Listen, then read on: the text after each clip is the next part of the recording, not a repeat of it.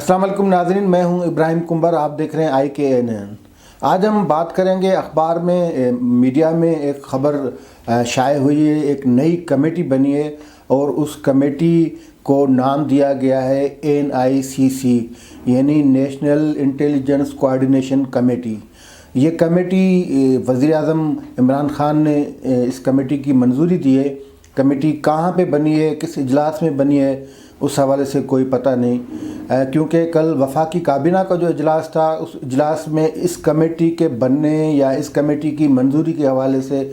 کوئی فیصلہ نہیں ہوا، جس کی تصدیق انفارمیشن منسٹر شبلی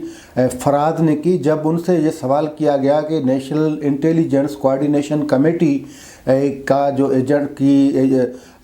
کے بنانے کے حوالے سے کوئی ایجنڈا وفاقی کابینہ میں تھا، تو اس سوال پہ انہوں نے کہا کہ ایسی کوئی بات کابینہ کے اجلاس میں نہیں آئی۔ نیشنل انٹیلیجنس کوآرڈینیشن کمیٹی بنیادی طور پہ پاکستان میں کام کرنے والی مختلف 26 جو انٹیلیجنس ایجنسیز ہیں، صوبائی اور وفاقی ایجنسیز، ان کی رابطہ کاری یا کوآرڈینیشن کے لیے بنائی گئی ہے۔ لیکن سوال یہ پیدا ہوتا ہے کہ اس کمیٹی بنانے کے لیے فقط وربل کوئی منظوری دی گئی ہے وزیر اعظم کی طرف سے، یا یہ فیصلہ کہیں اور ہوا، کیونکہ وفاقی حکومت یا پارلیمانی جمہوری سسٹم میں وفاقی کابینہ جو ہے وہ اہم فورم ہوتا ہے، وہاں پہ ایسے ہی کوئی بات نہیں ہوئی، نہ کوئی اس طرح کا کوئی ایجنڈا تھا، نہ اسی حوالے سے کوئی منظوری دی گئی، نہ ہی وفاقی حکومت نے اس حوالے سے کوئی اعلان کیا ہے۔ اب نہ اس حوالے سے کوئی بل آیا ہے، نہ آرڈیننس آیا ہے، نہ ہی کوئی قانون سازی کی گئی ہے، تو سوال پھر پیدا یہی ہوتا ہے کہ کہاں سے یہ جنریٹ ہوئی ہے، یہ ایجنڈا تھا یا یہ جو تجویز تھی، اور پھر وزیر اعظم پاکستان نے کن سے مشاورت کی ہے، کون سی وزارتیں تھیں جن سے مشاورت ہوئی ہے، اس کے بعد یہ کمیٹی بنی ہے۔ کمیٹی کا کام بنیادی طور پہ پاکستان میں دہشت گردی کی جو نئی لہر ہے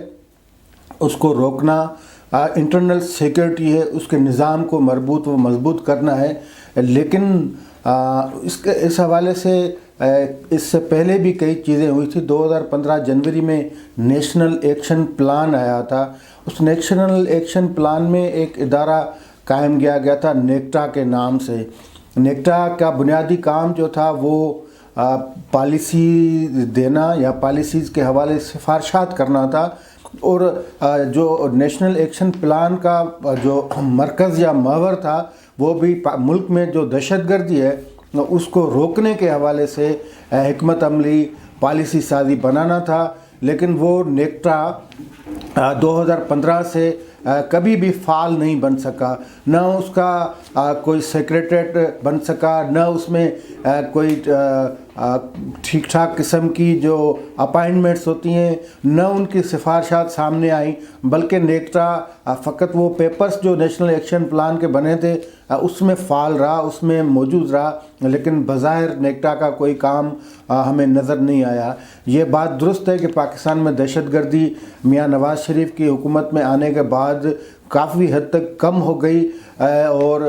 جو آئے روز خودکش دھماکے ہوتے تھے، حملے ہوتے تھے، ان میں واقع کمی ہوئی۔ اس میں ہماری سیکورٹی فورسز کی بہت قربانیاں بھی ہیں، لیکن یہ دہشت گردی کی جو مکمل طور پہ خاتمہ یا دہشت گردی کا جو نیٹ ورک توڑنے کا جو تھا، ایک توڑنا چاہیے تھا جیسے، وہ کام نہیں ہو سکا۔ لیکن اب یہ نیشنل انٹیلیجنس کوآرڈینیشن کمیٹی بنی ہے جس کے سربراہ ہوں گے وہ پاکستان کی سپر ایجنسی یعنی ISI کے جو DG ہیں، وہ نیشنل انٹیلیجنس کوآرڈینیشن کمیٹی کے سربراہ ہوں گے، اور جو نیکٹا جس کو نیشنل ایکشن پلان میں ایک مرکزی حیثیت دی گئی تھی اس کو بھی اس کمیٹی میں ڈال دیا گیا ہے۔ یعنی اب وہ نیکٹا جو ہے، جو پہلے سویلین ایک ادارہ تھا، اس کو اس کمیٹی میں ڈال دیا گیا۔ اب سوال یہاں یہ بھی پیدا ہوتا ہے کہ وہ ایک جو سویلین ادارہ جو سیاسی پارٹیوں کے باہمی مشاورت سے نیشنل ایکشن پلان کے تحت قائم کیا گیا تھا، اس کو غیر فعال کس نے بنایا اور پھر اس کو وہاں سے نکال کے اس کمیٹی میں شامل کیا گیا ہے وزیر اعظم کے زبانی احکامات پہ، تو یہ کس طرح ہوگا. اس کے علاوہ جو نیشنل ایکشن جو نیشنل انٹیلیجنس کوآرڈینیشن کمیٹی ہوگی اس میں پاکستان یعنی وفاق کی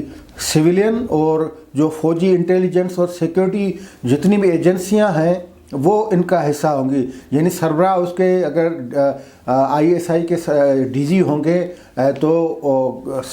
سب جو صوبائی انٹیلیجنس یا سیکیورٹی جو ایجنسیاں ہیں وہ بھی اس کے ہی تابع ہوں گی. جیسا کہ میں نے پہلے بتایا کہ نیشنل انٹیلیجنس کوآرڈینیشن کمیٹی کا کام وہی ہوگا کہ جتنے بھی وفاقی فوجی اور سویلین جتنے بھی ادارے ہیں وہ وفاقی ہوں یا صوبائی گلگت بلتستان اور آزاد کشمیر کی جتنی ایجنسیز ہیں ان کے بیچ جو ہے وہ کوآرڈینیشن کا کام ہوگا. اس میں ISI کے علاوہ MI یعنی ملٹری انٹیلیجنس